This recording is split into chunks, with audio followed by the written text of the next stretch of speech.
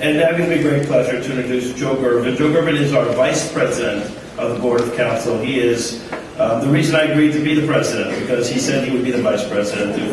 We are a team for the next 3 years, and Joe, I wouldn't have done it without you, and it's my pleasure to introduce you right now.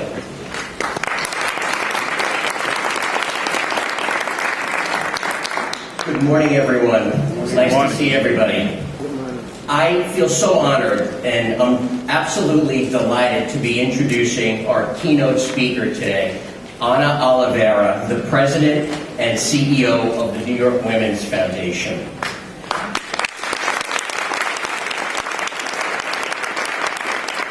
Ana is such an accomplished person, and there's so much I could say about her. However, about 15 minutes ago, I made her a promise that I would keep my introduction brief. So what I'll just say briefly is the foundation, which focuses on supporting women and families, and during her leadership, they have done such things as issue a new strategic plan, sponsored landmark research reports, in particular a landmark research report on older women, introduced aging as a funding area to the foundation in recognition of the demographics and importance of older women in New York City. And we at CSCS are so grateful to the New York Women's Foundation because we're their grantee partner. They support our elder abuse initiative, which is making strategic and systemic impact on the prevention and treatment of elder abuse.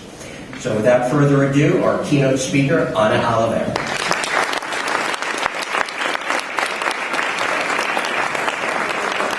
Good morning, everyone.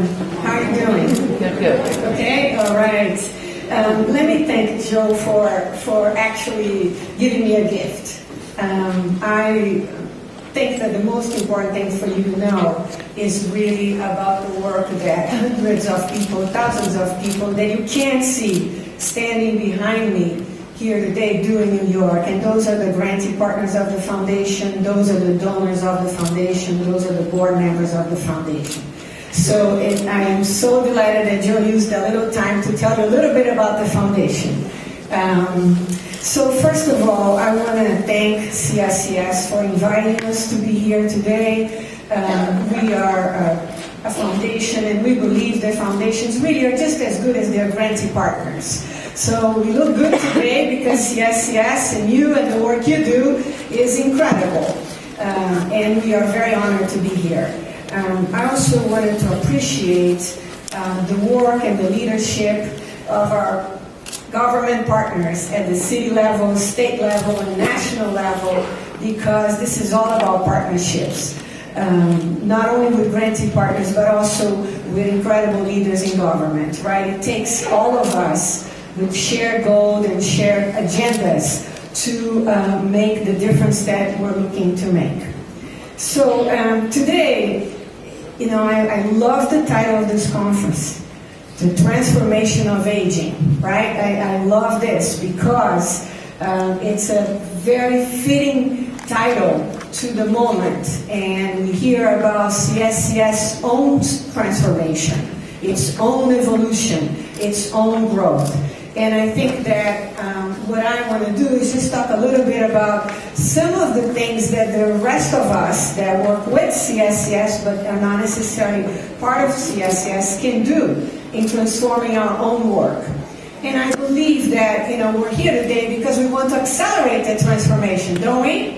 We don't just want to go. You know, one of the things about when I turned 60, one of the things that happened to me was the awareness of time in a very intentional manner. And also the shocking realization of my unawareness before. And, you know, some of the advantages for me of aging have been that I pick better battles. I choose my battles better. I'm sure you do too, don't you? But I wish I had begun to do that earlier, right? Earlier in life. Had I had more, I'm going to say, opportunities to listen and learn from more experienced partners, I probably would have said, there's some expertise there, there's some wisdom there that, you know, I don't need to wait till I get to 60 and beyond to try to apply. So part of accelerating our transformation is really how do we leverage better what we got, right? And how do we transform the minds of people? That aging is not just when we get to 60, 65, or whatever other aging. Aging is an everyday process. Isn't it true? But somehow, in our minds, in the minds of society, aging only occurs at a magical number. So it becomes like, right, an isolated thing with isolated people, and we don't talk about what that process is before. So in philanthropy, I want to begin because I think that we have to take care of our house first, right? We have to always take care of our house first. And philanthropy, I first of all want to acknowledge some pioneer local funders in the field of aging that have been carrying that conversation to other foundations about the importance of understanding the continuation of life, the importance of investing in human beings throughout the lifespan, not just while they are, children or teenagers or in the workforce, but that it's important that philanthropy actually continue that investment. And I want to acknowledge the Samuels and Fan Fox Foundation, Julio Urbina, who leads the foundation quite boldly and very strategically, as well as Lauren Wiesenfeld, who is a great partner. We are a grantee partner of them, and what they're doing with us is assisting us in multiplying the capacity of the grantee partners of the New York Women's Foundation. It's about 320, but we're going a few at a time, to understand, be better equipped to either serve, advocate, and integrate aging, the total lifespan of people in their services. And not to just have organizations that are aging specific, caring about aging throughout life, but to connect the dots and understand that. I also want to acknowledge the New York Community Trust, who for decades has been also investing in aging organizations in New York. We are a local funder, so we have been learning from both of those funders and looking to intentionally fund organizations that work with women and families throughout their lifetime, including those working with folks after 60 years of age. So I also do want to say something about the dancers. And I do want to say that was terrific. I'm Brazilian. It was a tango. It was right next door. We're glad to connect also with samba dancing and things for the future if there's any appetite for that. We do believe in this exchange and inclusiveness, right? Exchange and inclusiveness. I wanted to do a shout out to Legal, of course, and send healing and transforming his health quickly and healing vibes. And want to acknowledge Bobby Sackman, who's been a great leader and a great teacher.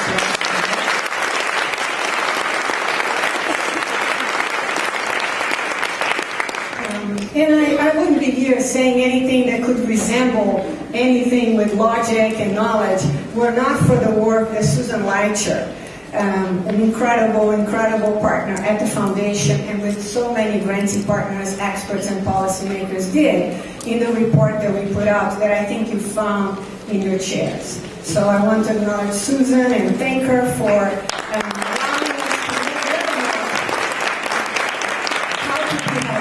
how to be helpful in accelerating the transformation of aging. So it strikes me that there's the realm of issues, and there's the realm of work, and there's the realm of advocacy that you do every day. We're not for you. I believe we're not for community pressure. We're not for community knowledge. The ability for government to change would be slower and it would be more reduced. In our view of the world, if government is able to let's say, mainstream additional funding for aging, then community leaders, those of us here, need to continue to partner with government to go to the next stage. Does that make sense to you? A long time ago, a very wise person said to me, there's no point in doing in the world what others are already doing. So I think it's really important that we understand that partnership also means, going to the next boundary and seeing for people what is possible to be done that they are not seeing at that time. So the wonderful victories that CSCS has had are important that they continue and that they push all of us in philanthropy and community, but also in government to do more. It is a very interesting moment where federal, state, and city government have aligned goals, as it was mentioned before. But what does that mean in terms of opportunity? That means that we should be bolder. And that's another thing that we learn with age, right? That being bold is actually a privilege. There's very little to be lost, right? But to create the possibility to move faster, to pick battles better, but to be incisively determined for those battles. So I would say that the issue of analyzing the budget and understanding how a budget impacts each and every of our communities is a critical tool for all of us. It's a critical tool for all of us. We need to understand how government budgets at all levels impact gender equity issues, racial equity issues, age equity issues. We need to understand and we need to connect those dots because the advocacy needs to be very targeted and very global at the same time.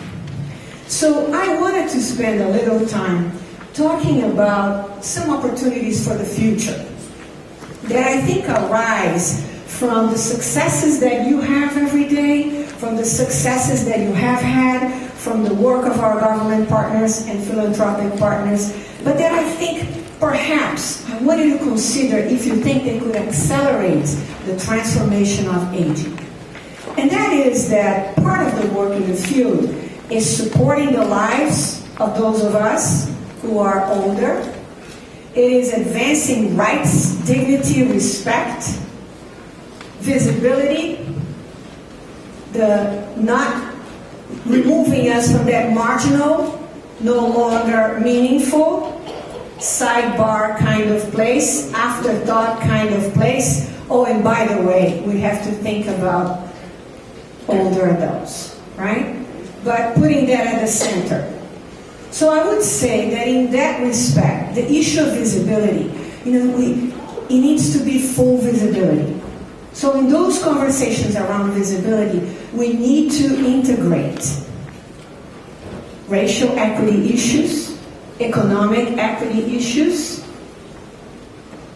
LGBTQ gender equity issues, so that the visibility of older people is not disconnected, as it is already. There is a stigma and a perception of older adults that does not correspond to reality. Isn't it true?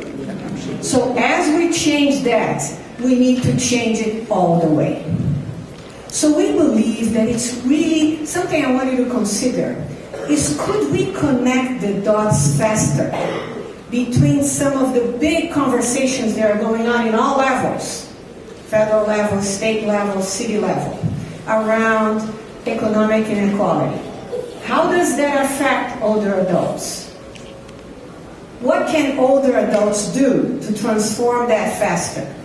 One of the things we can do is that we know very well that our resources and our older time in life are very dependent on what occurred to us in the decades before, right?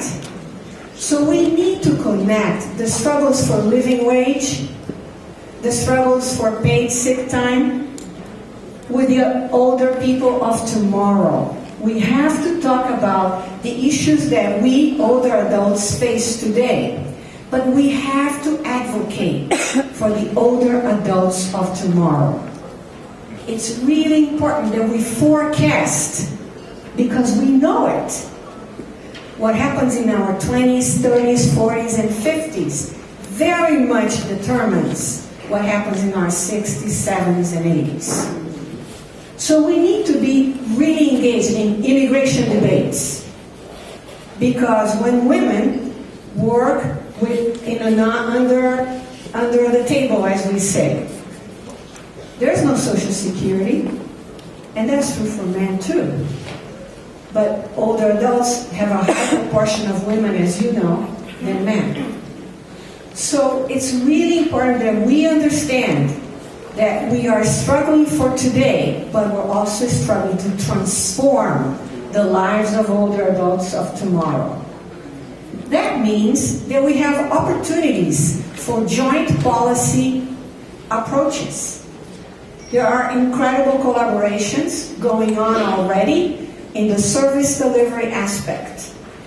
In the advocacy aspect, I would propose that we have incredible opportunities to accelerate win-wins by advocating with youth leaders and senior leaders at the same time. When we advocate for workforce transformations, we should advocate for, there's a lot of discussion about flexible work hours to allow for parenting. How about flexible work hours to allow for aging needs at different times of life? That means that we need to work collaboratively and connect the dots for folks. It's really important.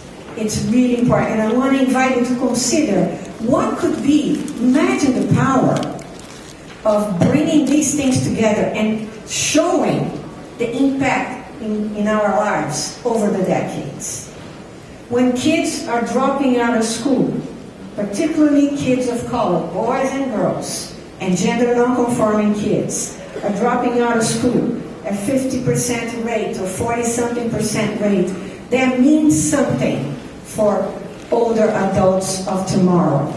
So we want to get in that conversation, not only to say we can be mentors, as we already do, we can be partners, we can volunteer in schools and assist folks because we've been there, and we need to continue doing that. But we also need to understand that it will determine what happens in their lives in older decades, in the decades to come.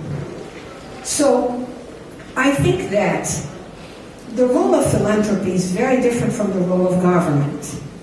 Government does have an obligation to provide for anyone in society that cannot provide for herself or himself.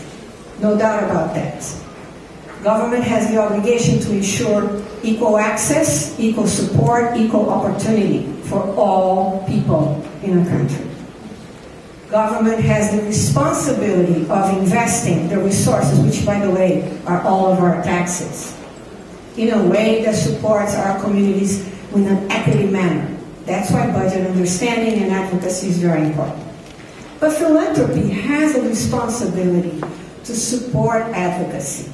Philanthropy has a responsibility to support that civic engagement. Advocacy is civic engagement, right? Philanthropy has the responsibility to support you, to have dollars that are not about the performance in direct care, but it's dollars about your performance in bringing people together and advocating. So I will tell you this, the foundation already funds CSCS, it funds the Griot Circle, it funds Urban Farmers United, it funds several programs that work with older adults. We will continue to do that. We will increase our funding, and in case that could be interesting for any of you, around issues of advocacy, and around issues of policy, and around issues of organizing that have to do with accelerating all these inequalities that we're talking about, as they relate to older adults as well. When we focus on women and families, women traditionally, we're very underinvested in philanthropic ways. When the foundation was created 28 years ago, 3%, 1, 2, 3. Now it's about 7 or 8. Very shameful, right? Very shameful. What does that mean? It means that, like older adults, women are an afterthought. Women of color have even much, much lower investment. Communities of color in general have very low investments of philanthropy. So from our perspective, you can't change one thing isolatedly. We change everything together in that intersection. That's why I said visibility is inclusive visibility. Because otherwise, there's something that we leave behind. Every time we leave someone behind, we leave ourselves further behind. So I do want to say a couple of other things. The issues of violence. I was very heartened to hear the commitment and the visibility this morning already around issues of elder abuse. But I would say that the struggle around violence is a very big discussion. Very big discussion. Be institutionalized violence, be over-incarceration, and by the way, the presence of older adults in the criminal system is an appalling issue that we need to bring to the forefront. Men and women. That is another issue of visibility, inclusiveness, and advocacy that needs to change. As you know, the criminal system in this country incarcerates more people per capita than any other country, and people stay for very long times incarcerated, aging in our prisons, without, I'm talking about the country, without an understanding of that. But also, New York has made progress and needs to continue to make progress. The city has made progress and needs to continue to make progress. But we need to include that in our discussions. We need to include that in our discussions. We need to bring our brothers and sisters into the realm of those who advocate for when we talk about aging issues. So, for philanthropy, I think we need to fund more. We need to fund advocacy. We need to fund you to do what you can't do with government funds. We need to encourage you to not be siloed by giving our funds in ways that give you more latitude. We think that general support is a much better thing to give organizations than programmatic designated support. You take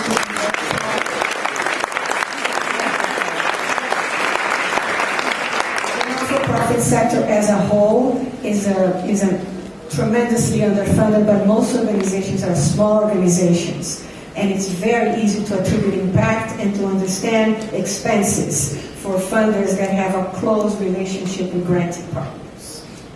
So I talked about the issue of collaboration and understanding in policy advocacy. I talked about immigration, I talked about racial inequality, I talked about economic inequality, gender inequality, all of that. And I want to tell you how important that is for us and how I think that that can accelerate the discussions. I want to say a couple of things that I think we take for granted that come with aging, that we need to be way bolder out there and way more assertive about leveraging that. And that is that we can connect the dots in a much faster way than policymakers that are focused on one issue can see. And you need to leverage that. We heard a little bit about how both at the state level, at the city level, the federal level, there's an understanding of 4 or 5 areas that come together when we talk about aging. So we're going from aging to those areas. I am saying, let's go also from those areas to aging. Let's embed the understanding of aging in every single social service and policy issue that you deal with. Does that make sense? So if the conversation is about health, you need to be there. If the conversation is about violence, you need to be there. If the conversation is about immigration, you need to be there. And you need to have connected those dots, talking to those experts, and bring that to the table. So when we talk about immigration amnesty and things like that, there's an understanding, not just of what that will do to the dreamers, but who were the dreamers 30 years ago. Then now, you know, what comes after being a dreamer, right? You wake up, you do your thing, and you are a major activist, a major resilient survivor, a major leader. So how does immigration leverage that? So I want to invite you to do the work the other way around as well. From the issues to aging, not just from aging to the issues. I want to invite you, let's see if, as this conference continues to grow and be so effective, if we can have multi-generational collaborations and actions at the conference. Funders and government are talking a lot about multi-generational approaches to poverty now. Have you heard that? That it's important not to just invest in kids, that you have to invest in the parents. Well, let's reframe the conversation a little bit. Let's share with those policymakers and thinkers how we really know that households work. Let's share what we know about multi-generation households. Let's talk about parenting role as opposed to the birth parent of. Because older adults, as you well know, parent, co-parent, their own children, children of others, their grandchildren, their great-grandchildren. So let's see the knowledge that you have about what's going on in the caretaking roles that older adults play that can make an impact in multi-generational understanding of models of service and policy change that can be beneficial. Does that make sense what I'm saying? Yes. Yeah. Let's bring to people the knowledge that you have of what's actually happened. Let's help people not talk about broken households and broken families. Let's help people talk about the reality of creative, resilient families and how different people, including older adults, play critical roles. Critical roles without which families and households would not be working. Let's not make that the exception. Let's make that the reality of our knowledge and our families in New York. As we look forward, I want to invite you to think beyond where we are. To think beyond what we've already been able to determine. You know, issues of equality means that you want to get to the same level of what is. And issues of equity means you want to get to what's just and fair. So I'm going to say that where we need to go is towards issues of equity. And that means that when you talk about transforming the transformation of aging, and CSCS is role modeling to us how to transform themselves. And they have already. You know, I think that the branding thing is catching up to so much more than they've been doing. How do we rebrand? How do we connect beyond? How do we speak about the work that you do every day in a way that, yes, you assert the power of standing for, with, being, advocating for older adults. But you also say, we advocate for everyone because folks that are not older adults today, we're advocating for their tomorrow. So I want to leave you with that. I hope that I can provoke you to think beyond, to fuel your incredible work with not only what you already have done and are doing, but the fact that the work with aging stands for the lives of everyone. Those of us who are older adults today, and all of us will be older adults tomorrow. Thank you so much and have a great day.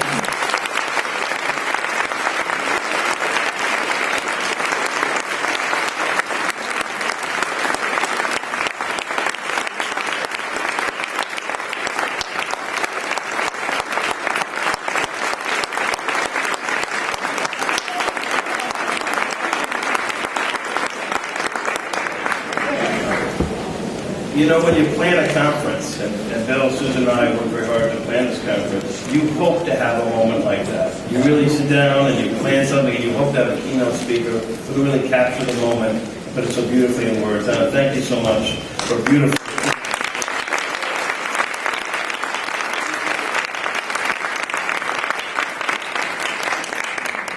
I want to give you a little homework that you set out for the morning sessions. I want you to say CSCS and Council of Senior Citizens and Services a bunch of times. Because after lunch, you're not going to say it anymore. That's right. Talking about transformation, we look forward to lunch and being able to share with you the process we went through, what the new name, the branding, identity mean. So please join us for that. We'll also have a chance to hear William, our Deputy Mayor, speak. This afternoon, you'll be able to see Margaret Chin get her Leadership Award. So a lot of exciting things ahead. Please enjoy the morning conferences. They start in about 10 minutes, so maybe you can take a walk through the exhibitors before you head there. And thank you all for being here tonight. We're very excited for this program. Thank you.